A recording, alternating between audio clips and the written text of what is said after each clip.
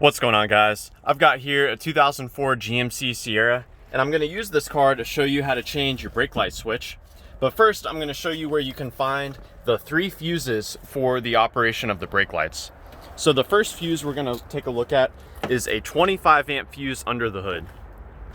It is behind this cover here, which we remove just by pulling up on this piece right here. Now the role of this fuse is to provide constant power to the brake light switch. So that's going to be this 25 amp fuse located right here. And as you can see, that is what a good fuse looks like. Now power from this fuse goes to the brake light switch.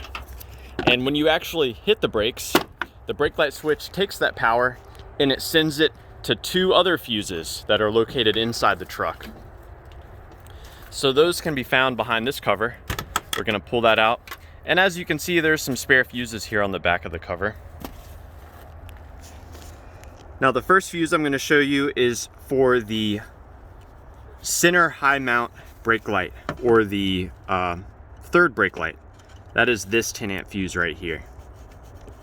So let's pull this out. So yeah, this is the power for that third brake light high up. There's a 15 amp fuse here for the other brake lights. So for the left brake light and the right brake light, that receives power from this fuse. Now what's really cool about how these fuses are set up is you can test to see if your brake light switch is working by checking to see if these fuses are receiving power. So if you look at the exposed metal here on the fuses, you can use a voltmeter or a test light to see if you're receiving power when you hit that brake switch. If you never see power here when you're hitting the brakes, and your 25 amp fuse under the hood is good, then you know that you may have a bad brake light switch. Now I'm gonna go and show you how to change that switch. So as far as the tools you'll need, you might want a small flathead screwdriver, and also some needle nose pliers may come in handy. Now as far as locating, we're gonna pop down here, starting at the brake pedal switch, or starting at the brake pedal itself. Then we look upwards and we can find there's the brake pedal switch. It is where the brake lever interacts with the push rod from the brake booster. And if you look closely, you can see that there is a clip here that we've got to remove.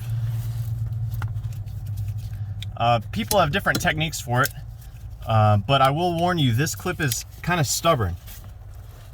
What I do is I come from the back here with a flathead screwdriver and I pry up and out on this piece here.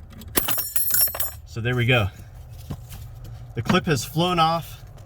I don't know where it went, but we'll find it later. Now when that clip is removed, what you can do is you can grab this entire assembly and kind of pull it to the side.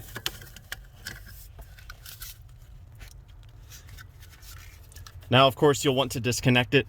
I've cut the wires because I'm doing this one-handed and it's kind of difficult for me. But you can see there's the little connector here on the side. You just push that in. Now as far as installing your new one, you can see that one side is slotted. So that's to help you reinstall it. You can actually go ahead and position the push rod part way on your brake lever. Then this piece can kind of slide into it.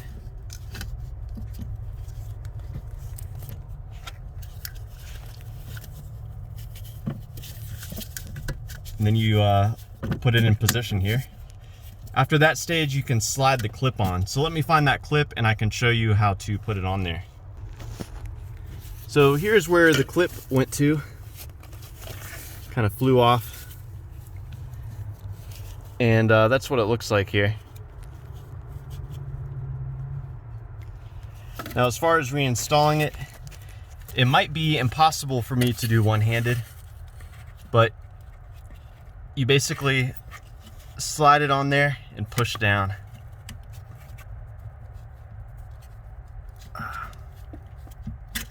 Yeah, I can't do this one-handed, but you see you put the dowel into the wider O part and then you push this down. So I've got it partially on there, just so you can get an idea of what it looks like. There we go. So yeah, I hope this information was helpful for you in troubleshooting the brake lights on your Sierra. Please let me know if you have any questions, or more importantly, any advice for checking out the brake lights. Thanks for watching.